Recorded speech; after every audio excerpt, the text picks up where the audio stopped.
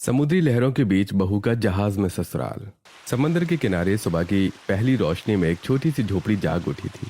उस झोपड़ी के अंदर बैठी देवकी के हाथ मशीन से भी ज्यादा तेज चल रहे थे।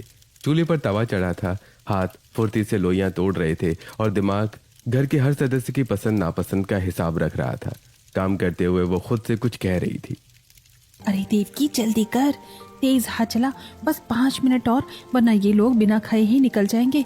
रोज का यही किस्सा है, काम की धुन में किसी को अपनी सेहत का ख्याल ही नहीं रहता। झोपड़ी के बाहर खुले आंगन में समंदर की नम हवाएं चल रही थीं। जमीन पर एक पुराना जाल फैला हुआ है। गायत्री दादी एक कोने पर बैठकर उसे टटोल रही हैं, जबकि राधा उनसे थोड़ी दूर पर बैठी हुई सुई धागे से फटे हुए हिस्सों को जोड़ने में जुटी है। राधा, अरे ओ राधा, इधर देख, ये जाल का धागा यहाँ से टूट गया है, जल्दी टांका लगा ले।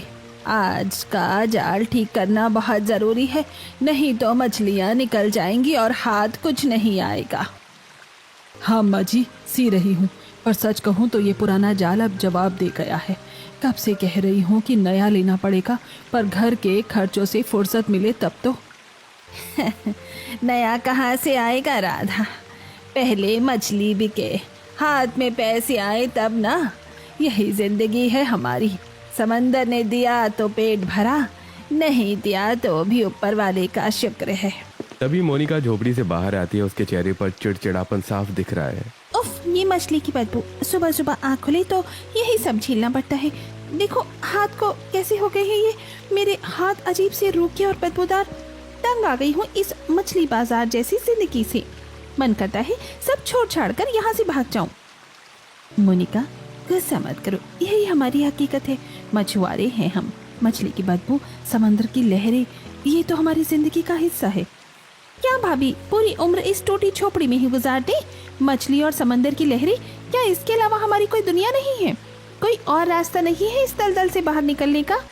मोनिका बहू, जो नसीब में लिखा है उसे भोगना ही पड़ता है। फालतू की शिकायत करने से पेट नहीं भरता, मेहनत करने से भरता है। चुपचाप अपना काम देख। मोनिका मुंह बनाती है और पैर पटकते हुए अंदर चली जाती है। तभी बाहर से अनिल जी की आवाज सुनाई देती है। अजय, अक्षय, अक्षत, अरे जल्दी करो बेटा, सूरज सिर पे चढ़ रहा है। मंडी पहुंचने में देर हो गई तो अच्छा भाव नहीं मिलेगा। हाँ पापा, बस आ रहे हैं, जाल समेट लिया है। पापा, आज लहरें शांत हैं, अगर मछली अच्छी फंसी तो मंडी में आज चांदी ही चांदी होगी। हाँ बेटा, वो तो है, लेकिन पहले खाना खा लो। खाली पेट समंदर की लहरों से नहीं लड़ा जाता। बस 2 मिनट पापा जी, थालियाँ लग गई है, गरम गरम परोसती हूँ। आज बिना खाए कोई घर से बाहर कदम नहीं रखेगा। सच तो यह है देव की बेटा, अगर इस घर में तू न हो तो ये पूरा परिवार अधूरा है। पापा जी, आप कैसी बातें करते हैं? आप सब तो मेरा परिवार है। सब जमीन पर बैठकर खाना खाने लगे। खाने के बाद सब समंदर की तरफ निकल गए। लहरों के बीच एक असली मेहनत शुरू हुई। नाव हिल रही थी पर वो संभल कर खड़े थे। चारों तरफ पानी की आवाज गूंज रही थी। मिलकर वो भारी जाल समंदर में डालते हैं। ये सिर्फ मछली पकड़ना नहीं, रोजी की मेहनत है। काफी देर तक इंतजार, तेज धूप और लहरों के बीच वो जुटे रहते हैं। पसीना भी समंदर में घुल जाता है। अक्षत, अक्षय, अरे हाथ लगाओ भाई, जाल बहुत भारी है। लगता है आज किस्मत मेहरबान है, बहुत मछली फंसी है। आ रहा हूं भैया। जाल नाव के तख्ते पर गिरता है। मछलियों की फड़फड़ाहट और बढ़ जाती है। वाह, देखो पापा, कितनी बड़ी सुरमई और पॉपलेट फंसी हैं। आज तो मंडी में खरीदार टूट पड़ेंगे। शाबाश बेटो, ये तुम्हारी मेहनत का फल है। जल्दी करो, इन्हें बर्फ के खानों में लगाओ। धूप तेज हो रही है, मछलियां नरम पड़ गई तो मंडी में कौड़ियों के दाम बिकेगी। हमें दोपहर तक हर हाल में मंडी पहुंचना है। नाव अब किनारे की तरफ तेजी से मुड़ती है। कड़ी मेहनत के बाद मिली इस कामयाबी की खुशी उनके थके हुए चेहरों पर चमक रही है। अब बारी थी मंडी की, जहां उनकी इस दिन भर की मशक्कत की कीमत लगनी थी। अरे आ जाओ भाई, आ जाओ, एकदम ताजा माल है, अभी अभी समंदर से निकला है। जो पहले आएगा वही माल पाएगा। आ जाओ, आ जाओ। ताजा मछली, बेहतरीन दाम। देखो भाई, ऐसी मछली और कहीं नहीं मिलेगी। आ जाओ, आ जाओ। पापा, 3 घंटे हो गए हैं, माल वैसा का वैसा ही पड़ा है। आज तो समंदर ने भी साथ दिया, पर ये किस्मत क्यों रूठी हुई है? मंडी में ग्राहक ही नहीं आ रहे हैं भैया। लग रहा है आज की मेहनत पानी में चली जाएगी। अगर ये रात तक नहीं बिकी तो खराब होने लगेंगी। मैंने तो पहले ही कहा था, इस गंदगी में मुझे मत लाओ। अब देखो, न मछली बिक रही है और न ही यहाँ चैन है। इतनी धूप और बदबू, मैं तो बीमार ही पड़ जाऊंगी। सब्र रखो बेटा, धंधे में कभी दिन अपना होता है तो कभी नहीं, लेकिन आज नुकसान हुआ तो घर का खर्च चलाना मुश्किल हो जाएगा। तभी भीड़ को चीरती हुई एक आत्मविश्वास से भरी लड़की वहां पहुंचती है। साधारण पर सलीके के कपड़े, आंखों में चमक और हाथ में एक थैला। ये करिश्मा है। वो रुककर अनिल जी के स्टॉल की मछलियों को ध्यान से देखती है। ये मछलियाँ तो एकदम ताजी लग रही हैं। पूरी मंडी में ऐसी चमक और कहीं देखी ही नहीं मैंने। जी सुबह ही पकड़ी है, ताजी तो है पर लेने वाला कोई नहीं है। आप लोग यहाँ बैठकर इंतजार कर रहे हैं, इसीलिए नहीं बिक रही। आज का जमाना इंटरनेट का है। अगर आप तकनीक का इस्तेमाल करें, इन मछलियों की फोटो और वीडियो बनाकर सोशल मीडिया या ऑनलाइन एप्स पर डालें तो आपको मंडी आने की जरूरत ही नहीं पड़ेगी। ग्राहक खुद आपके पास आएगा। अरे बहन जी, हम ठहरे अनपढ़ मछुआरे, हमें कहाँ ये इंटरनेट और मोबाइल का खेल समझ आता है। हम तो बस जाल फेंकना जानते हैं। नहीं समझ आता? मोबाइल तो आप सबके पास है ना, बस थोड़ा सा जुगाड़ और सही जानकारी चाहिए। यकीन मानिए, टेक्नोलॉजी का साथ लेंगे तो बहुत फायदा होगा। आपका मुनाफा दोगुना हो सकता है। आप कह तो सही रही हैं, पर अभी हम लोग इतना आगे नहीं बढ़े हैं। हमें तो बस ये पुराना तरीका ही आता है। कोई बात नहीं, शुरुआत तो कभी भी की जा सकती है। फिलहाल आप मुझे 2 किलो सबसे अच्छी मछली दे दीजिए, मेरे पापा बहुत खुश होंगे। करिश्मा की बातों ने अक्षत के मन में एक आइडिया का बीज बो दिया था। अक्षत उसे मछली तौल कर देता है और पहली बार उन दोनों की नजरें मिलती हैं। अच्छा हुआ तुम आ गई। सुबह से एक भी ग्राहक नहीं आया था हमारे पास। अरे घबराइए मत, अभी और भी ग्राहक आएंगे आपके पास, बस थोड़ा सब्र रखिए। थोड़ी देर में एक एक करके ग्राहक आते गए और देखते देखते ही टोकरियां खाली हो गईं। सूरज ढल चुका था, समंदर की लहरें अब शांत थीं। अनिल जी और उनके बेटे थके कदमों से घर की ओर चले। कंधे झुके हुए, पसीने से भीगे, लेकिन चेहरे पर सुकून था। मेहनत रंग लाई थी। आज का दिन अच्छा रहा, सारी ही मछलियां बिक गई। थके हुए कदमों से सब घर पहुंचे। अनिल जी, अजय, अक्षय, अक्षत और साथ में मोनिका। आज के बाद मंडी नहीं जाऊंगी। इतनी धूप, इतनी बदबू, हड्डियां टूट गई है मेरी। अरे आज तो माल भी बिका और पैसे भी आए, अभी भी तुम्हारा मुंह उतरा हुआ है। पैसे आए तो क्या, इतनी मेहनत करनी पड़ी, धूप में मेरी स्किन जल गई। आ गए सब, हाथ मुंह धो लो, खाना तैयार है। देख के बेटा, आज बहुत थके हैं सब, और सबसे ज्यादा मोनिका बहू। थोड़ी देर में रात का खाना लग गया था। गायत्री दादी ने एक एक थाली परोसी, सब आकर बैठ गए। आ जाओ सब, आज की मेहनत का फल मिला, पेट भर कर खाओ। मोनिका बहू तुम भी जल्दी आओ। आज सारी मछलियां भी कहना मंडी में। हाँ राधा, आज तो शाम तक सब निकल गया, और वो भी उस लड़की की वजह से। कौन सी लड़की? माँ, आज मंडी में एक लड़की मिली थी। सच कहूँ तो बहुत समझदार थी। हमारी मेहनत देखकर कहने लगी कि जमाना बदल गया है, आप लोग अब भी पुराने ट्रैक पर चल रहे हैं। उसने कहा कि मछलियां ऑनलाइन बेचो, सोशल मीडिया पर फोटो और वीडियो डालो, ग्राहक मंडी तक नहीं बल्कि खुद घर तक आएंगे। अच्छा, कौन थी वो? शहर की थी या अपने ही आसपास के किसी गांव की? पता नहीं दादी, बस मंडी में मिली थी, मछली लेने आई थी। पता नहीं। मुझे तो लगा बहुत अच्छे से जान पहचान हो गई थी। इतना हंस हंस कर बात कर रहे थे जैसे बरसों की जान पहचान हो। हम तो वहाँ धूप में खड़े खड़े काले पड़ रहे थे और ये उस मैडम के साथ टेक्नोलॉजी की बातें कर रहे थे। अरे मोनिका भाभी, आप भी ना बात का बतंगड़ बना रही हैं। काम की बात थी वो तो। आइडिया वाकई बहुत अच्छा था उसका। हम लोग तो बस जाल फेंकना और चिल्लाना जानते हैं, पर उसने बताया कि कैसे घर बैठे भी ग्राहक ढूंढे जा सकते हैं। आइडिया अच्छा था या लड़की अच्छी थी, ये तो अक्षत ही बताएगा। भाभी, बस काम की बात थी। अच्छा बेटा, जो भी हो, आइडिया काम का है तो सोचना ही पड़ेगा। हाँ, अगर ऑनलाइन बेचें तो मंडी के चक्कर भी कम होंगे और दाम भी अच्छे मिलेंगे। हमें इस बारे में सोचना चाहिए। और अक्षत, वो लड़की कैसी थी? समझदार तो लगती है। दादी, आप भी? सब हंस पड़े। मोनिका ने मुंह बनाया और थाली में देखने लगी। उस रात खाने की थाली में सिर्फ खाना नहीं था, एक नई उम्मीद भी थी। और अक्षत के मन में एक चेहरा। खाना खाने के बाद सब अपनी अपनी जगह लेट गई। दादी अक्षत के पास आकर बैठ गई। बता बेटा, कैसी थी वो लड़की? अच्छी लगी क्या? तो शादी करेगा उससे? दादी, राह चलती ग्राहक थी, मछली लेने आई थी बस, और वो मुझे बहुत पढ़ी लिखी लग रही थी। तो पढ़े लिखे तो तुम भी हो, ये तो और अच्छा है। और क्या, तू भी तो शहर में पढ़कर आया है। अपने आप को कम समझना तो गलत बात है। अम्मा जी सही कह रही हैं अक्षत, अब तो सोचना पड़ेगा। माँ, दादी मतलब मंडी में एक लड़की ने सलाह क्या दे दी, आप लोगों ने तो घर में उसके स्वागत की तैयारी भी शुरू कर दी। अरे बस कीजिए अब, वरना मैं यहाँ से भाग जाऊंगा। अक्षत की ये बात सुनते ही सब हंस पड़े। वो भी हंसा, पर मन में वही चेहरा था। करिश्मा की सादगी, उसका आत्मविश्वास और आंखों की चमक दिल में बस गई थी। अगला दिन फिर वही था, जल्दी उठना, समंदर में जाल डालना, मछली निकालना और मंडी जाना। अनिल जी बेटों के साथ स्टॉल पर बैठे थे, तभी करिश्मा आई। अरे आप फिर यहाँ? कल की मछली बहुत अच्छी थी, पापा ने खाई तो बहुत खुश हुए। अच्छा लगा सुनकर। और वो आइडिया जो मैंने दिया था, सोचा कुछ? हाँ, घर में सबको अच्छा लगा। कोशिश करेंगे कि जल्दी शुरू करें ऑनलाइन। बिल्कुल जल्दी करिए, यकीन मानिए आपको बहुत आसानी हो जाएगी। मंडी के चक्कर भी कम होंगे और कमाई भी बढ़ेगी। आप इतना सोचती हैं हमारे लिए, क्यों? बस अच्छा लगता है जब मेहनती लोगों की मेहनत रंग लाए। उस दिन मछली भी बिकी और दो अजनबियों के बीच एक रिश्ता और गहरा हुआ। दिन गुजरते गए, वही मेहनत, वही दिनचर्या। जल्दी उठना, लहरों से लड़ना, मछली निकालना, मंडी जाना, यही था उनका सादा और कठिन जीवन। उन्हीं दिनों करिश्मा मौसी नूतन के घर आई थी। नूतन जी पास ही रहती थी और करिश्मा उन्हें उस दिन समंदर किनारे घुमाने ले गई। कितना सुकून है यहाँ, समुद्र की लहरें देखो। तभी करिश्मा ने नाव पर अक्षत और उसके भाइयों को देखा। मौसी, ये वही लोग हैं, मंडी वाले। अच्छा, तू जानती है ही नहीं? हाँ मौसी, मंडी में मिले थे, बहुत मेहनती और अच्छे लोग हैं। अच्छे लोग हैं तो अच्छी बात है। घर लौटकर नूतन जी चुप नहीं रह सकी। वो करिश्मा के पास आई और उसका हाथ थामा। बेटा एक बात पूछूं? सीधे पूछना चाहती हूँ। पूछो मौसी।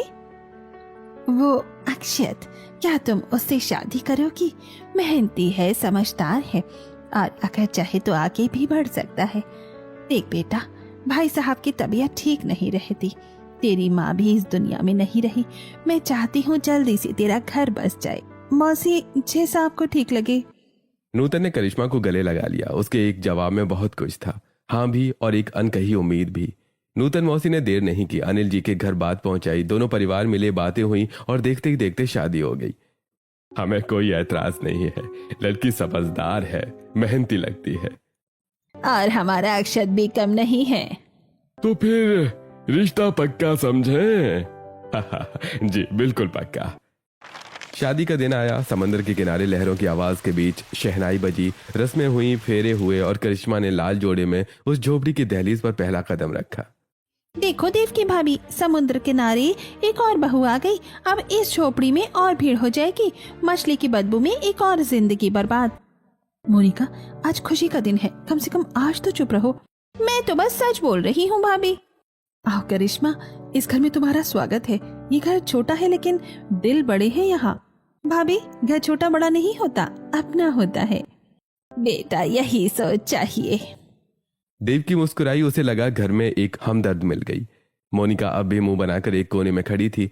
रात हुई, सब सो गए। अगले दिन से जिंदगी फिर वही, समंदर, मछली, मंडी। लेकिन अक्षत के लिए इस बार सब अलग था, क्योंकि घर में करिश्मा थी। करिश्मा, थक जाओ तो आराम करना, पहला दिन है। आप जाइए, मैं देव की भाभी के साथ हूँ। रात को जब सब सो गए, मोनिका ने अक्षय को एक तरफ खींचा। सुनो, अब एक और आ गई है इस घर में। मैं कब से कह रही हूँ यहाँ से चलो। इस समुद्र किनारे रहकर क्या मिल रहा है? मछली की बदबू, टूटी झोपड़ी और रोज की यही मेहनत। मोनिका, माँ पापा को छोड़कर कहाँ जाऊँ? ये घर है मेरा। घर है या जेल है? पढ़े लिखे हो, बाहर जाकर कमाओ। यहाँ रहकर क्या मिलेगा? बस मछली और समुद्र। मोनिका प्लीज, थका हुआ हूँ, सोने दो। मोनिका चुप तो हो गई, लेकिन उसकी चाल रुकी नहीं। धीरे धीरे उसने अक्षत पर नजर डाली। अक्षत पढ़ा लिखा था, समझदार था। मोनिका को लगा यही सही निशाना है। एक दिन मोनिका ने अक्षत को अकेले बैठे हुए देखा। वो जल्दी से उसके पास आई। दीवा जी, आप तो पढ़े लिखे हो, शहर में जाकर नौकरी करो, अच्छी जिंदगी मिलेगी। यहाँ एक झोपड़ी में क्या रखा है? भाभी, पापा अकेले नहीं संभाल पाएंगे। अरे, और भी तो लोग हैं यहाँ पर। तुम चले जाओ, थोड़े पैसे आएंगे तो घर भी बड़ा होगा, करिश्मा की जिंदगी भी संवर जाएगी।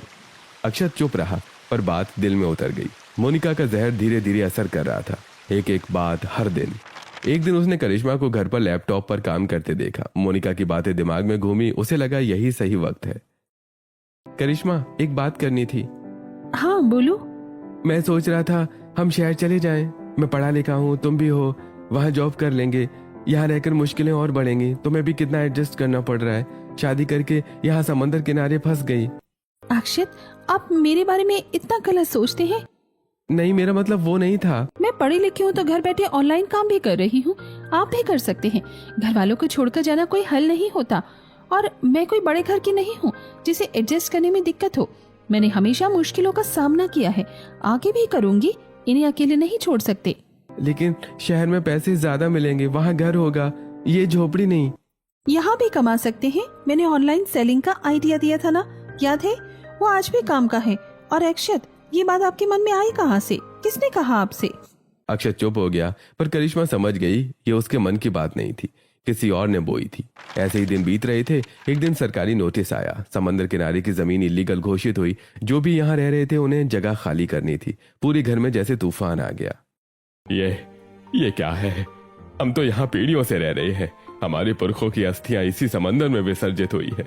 हम कहाँ जाएंगे? ये सरकार एक झटके में हमें बेघर कैसे कर सकती है?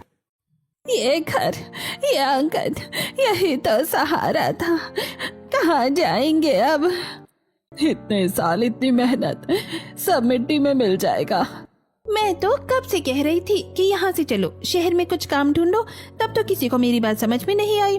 अब गई ना झोपड़ी भी हाथ से। अब क्या करोगे? समुद्र में रहोगे क्या, या लहरों पर बिस्तर बिछाओगे? मोनिका, अभी चुप रहो। देख नहीं रही हो घर की क्या हालत है? कम से कम इस वक्त तो अपनी कड़वाहट को लगाम दो।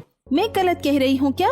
कल को जब बुलडोजर आएगा तब यही सच्चाई सबके सामने खड़ी होगी। ये झोपड़ी भी चली जाएगी। फिर क्या करेंगे? भीख मांगेंगे? घर में सब परेशान थे, हर कोई अलग अलग कोनों में बैठा था।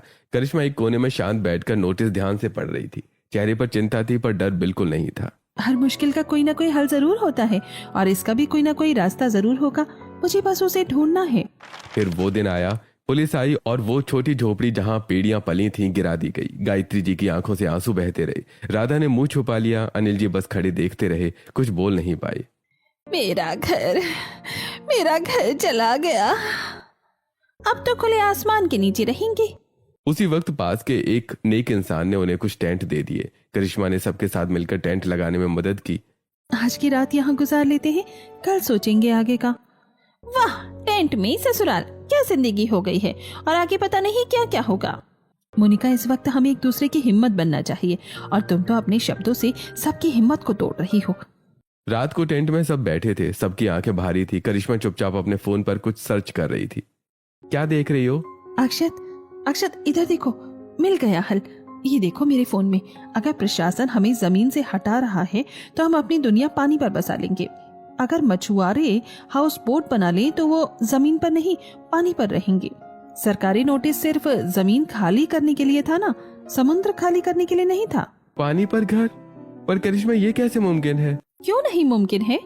मैंने अभी चेक किया, हम इन्हें किराए पर भी ले सकते हैं। और सोचो, इसी हाउस बोट पर हम अपना ऑनलाइन बिजनेस भी चलाएंगे। जब लोग देखेंगे कि ताजी मछली सीधे पानी के ऊपर बने घर से मिल रही है तो टूरिस्ट भी आएंगे और काम भी दोगुना होगा। न जमीन जाने का डर है और न ही किसी का दखल। ये तो वाकई कमाल का जुगाड़ है। मतलब हम अपनी जड़ें भी नहीं छोड़ेंगे और कानून से भी बच जाएंगे। सबने एक दूसरे की ओर देखा। मतलब नाव पर घर? हाँ पापा जी, समुद्र की लहरों में झूलता हुआ अपना घर। नाव पर घर? ये भी कोई घर होता है क्या? करिश्मा, तुम तो ऐसी बातें कर रही हो जैसे हम किसी पिकनिक पर जा रही हो। हम लोग इंसान हैं, कोई मछली नहीं जो पूरी जिंदगी पानी के ऊपर गुजार दे। हवा चली या लहरें आई तो घर के साथ साथ हम भी डूब जाएंगे। जहाँ अपने साथ होते हैं वहीं घर होता है। मोनिका बेटा, तूने तो आज डूबते को तिनके का सहारा दे दिया। जमीन का साथ छूटा तो क्या हुआ? समंदर तो हमारा अपना है। अगर लहरों पर ही घर बसाना हमारी किस्मत है तो यही सही। ठीक है, समंदर की लहरों में झूलती हुई जहाज का घर, यही सही है हमारे लिए। उस रात टेंट में एक नई उम्मीद जन्मी थी। जमीन गई लेकिन हिम्मत नहीं। अगली सुबह करिश्मा ने देर नहीं की। रात को जो नंबर सर्च किया था सुबह होते ही कॉल कर दी। हाँ जी, हाउस बोट रेंट पर चाहिए थी। हम समुद्र किनारे रहने वाले मछुआरे हैं, कब आ सकते हैं देखने? उसी दिन हाउस बोट देखी गई और करिश्मा ने अपनी ऑनलाइन कमाई से पहले महीने का किराया खुद भर दिया। किसी को बताया नहीं, बस कर दिया। करिश्मा, तुमने खुद पैसे दिए? घर मेरा भी है अक्षत, तो जिम्मेदारी भी मेरी है। और वो दिन आया जब हाउस बोट सामने आई। समंदर पर झूलता हुआ एक छोटा सा जहाज। सबने देखा। अरे, ये तो सच में जहाज है। हाँ अम्मा जी, अब यही हमारा घर है। पहले झोपड़ी पे टेंट और अब ये नाव, क्या क्या दिन देखने पड़ रहे हैं। नाव में भी रहना पड़ेगा अब। मोनिका बस करो। चलो अंदर चलते हैं। अंदर गई तो समझ आया हाउस बोट छोटी थी और परिवार बड़ा। हर कदम पर एक नई दिक्कत। राधा ने सबसे पहले रसोई देखी। इतने छोटे चूल्हे पर इतने लोगों का खाना कैसे बनेगा? और सोएंगे कहाँ, जगह तो बहुत कम है। और ये मछली की बदबू यहाँ तो चारों तरफ से आ रही है। खिड़की खोलो तो समुद्र, बंद करो तो बदबू। दिक्कतें हैं लेकिन हल भी निकलेगा। धीरे धीरे सब ठीक हो जाएगा। चलिए अभी तो खाना बना लेते हैं, सब लोग भूखे हैं। पहले दिन राधा और करिश्मा ने मिलकर उस छोटी सी रसोई में खाना बनाया। जगह कम थी, बर्तन कम थे। बेटा ये चूल्हा तो बिल्कुल छोटा है, एक बार में एक ही चीज बनेगी। कोई बात नहीं माँ जी, बारी बारी बना लेते हैं। इतनी भीड़ में खाना भी ठीक से नहीं खा सकते। किसी तरह खाना बना, सबने मिलकर खाया। फिर रात हुई और असली दिक्कत शुरू हुई। बेटा सोएंगे कहाँ सब? दादी, सभी लोगों को एक साथ ही सोना पड़ेगा क्योंकि इतनी ही जगह है इस जहाज में। सब एक कमरे में लेट गई, कोई दाईं तरफ, कोई बाईं तरफ, कोई बीच में। जगह इतनी कम थी कि करवट लेना भी मुश्किल था। ये भी कोई जिंदगी है? अरे सो जाओ मोनिका। धीरे धीरे सबकी आंखें बंद हो गईं। रात का सन्नाटा, लहरों की हल्की आवाज और सब सो गए। लेकिन आधी रात अचानक समंदर में बड़ी लहर आई। हाउस बोट जोर से हिली और सब एक साथ उठ गए। अरे ये क्या हुआ? अरे डूब तो नहीं जाएंगे? अनिल जी, ये क्या हो रहा है? ये जहाज इस तरह झूल क्यों रहा है? मैंने कहा था ना, मैंने कहा था यहाँ नहीं रहना, अब डूब जाएंगे सब। अरे घबराओ मत, समंदर की लहर थी, हाउस बोट ठीक है। सब ठीक है। रात में लहरें तेज होती हैं, धीरे धीरे आदत हो जाएगी। दादी जी डरिए मत, मैं हूँ यहाँ, सब यहाँ पर है, किसी को कुछ नहीं होगा। बेटा ये समुद्र रात को बहुत डरावना लगता है। वो रात मुश्किल थी लेकिन गुजर गई। सुबह जब समंदर शांत हुआ तो अक्षत ने करिश्मा की तरफ देखा। करिश्मा, तुमने देखा ना कितनी दिक्कतें हैं इस झूलते हुए घर में। अगर तुम चाहो तो हम शहर चल सकते हैं, कहीं और रह सकते हैं। अक्षत आप कैसी बातें कर रही हैं? इस मुश्किल वक्त में आप अपने परिवार को कैसे छोड़ सकते हैं? हमें तो इस परिवार की ढाल बनना चाहिए, भागना नहीं। अक्षत चुप हो गया। करिश्मा की बात दिल में उतर गई। उस सुबह अक्षत को समझ आ गया उसकी पत्नी इस घर की बहू नहीं, इस घर की ताकत थी। तुम सच में अलग हो करिश्मा। मैं अलग नहीं हूँ, बस मुझे कभी भी घर वालों का इतना प्यार मिला ही नहीं, इसलिए मेरा मन नहीं होता कि मैं इन्हें छोड़कर कहीं बाहर जाऊं। दिन गुजरते गए, लहरों के साथ जिंदगी भी बहती रही। शुरू में जो लहरें डराती थी, धीरे धीरे उनकी आदत हो गई।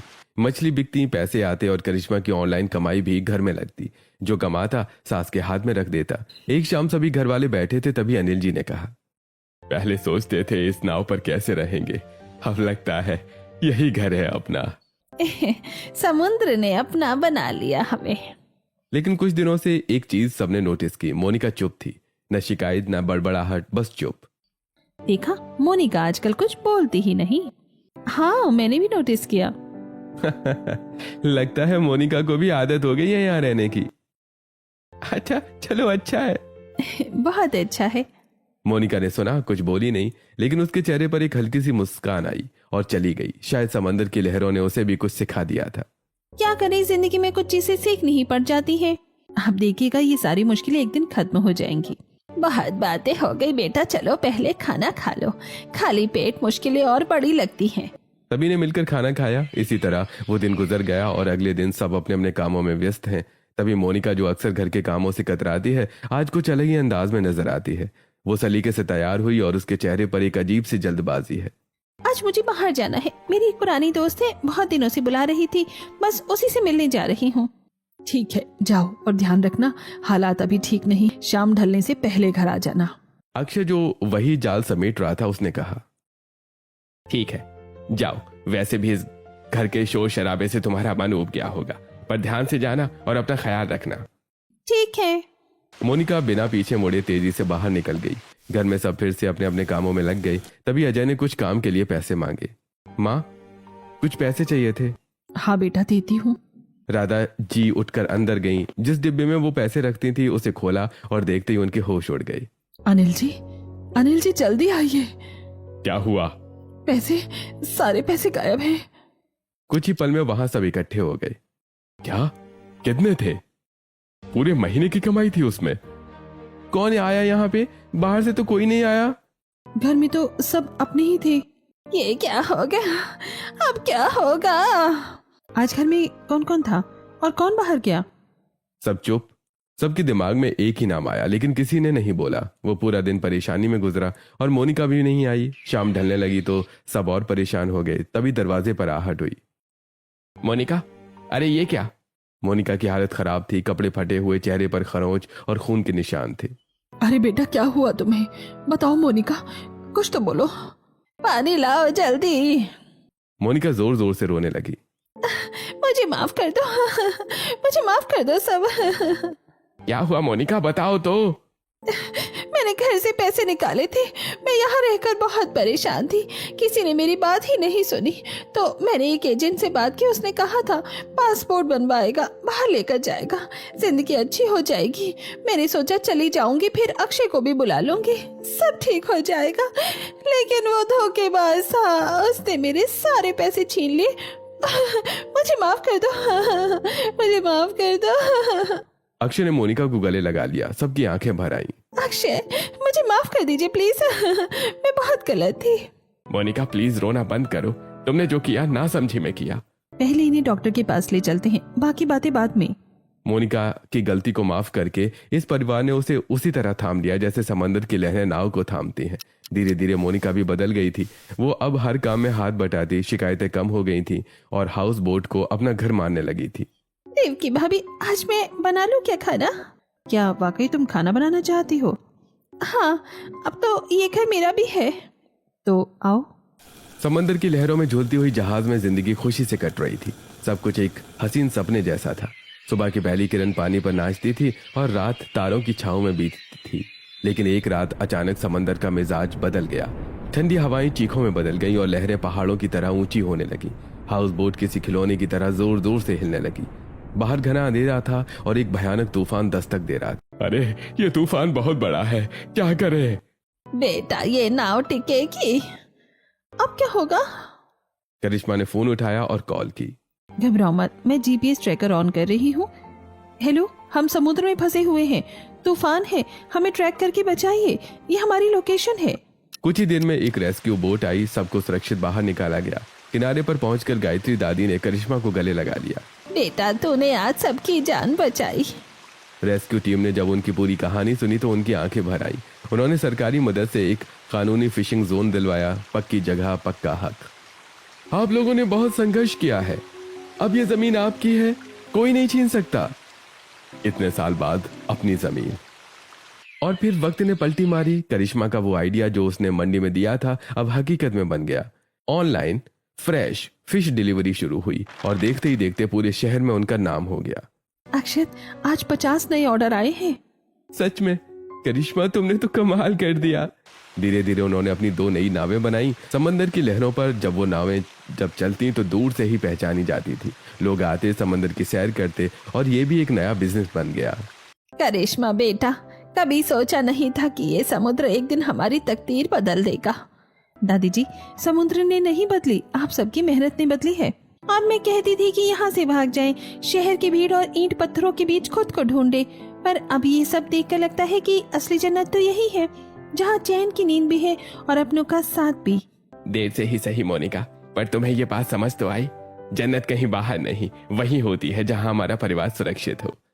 समंदर की लहरों में झूलती हुई वो हाउस बोट जो कभी एक मजबूरी थी, आज वही इस परिवार की सबसे बड़ी पहचान बन गई। और करिश्मा जो एक अजनबी लड़की की तरह मंडी में मिली थी, आज अपनी सूझबूझ और प्यार की बदौलत इस परिवार की जान बन गई थी।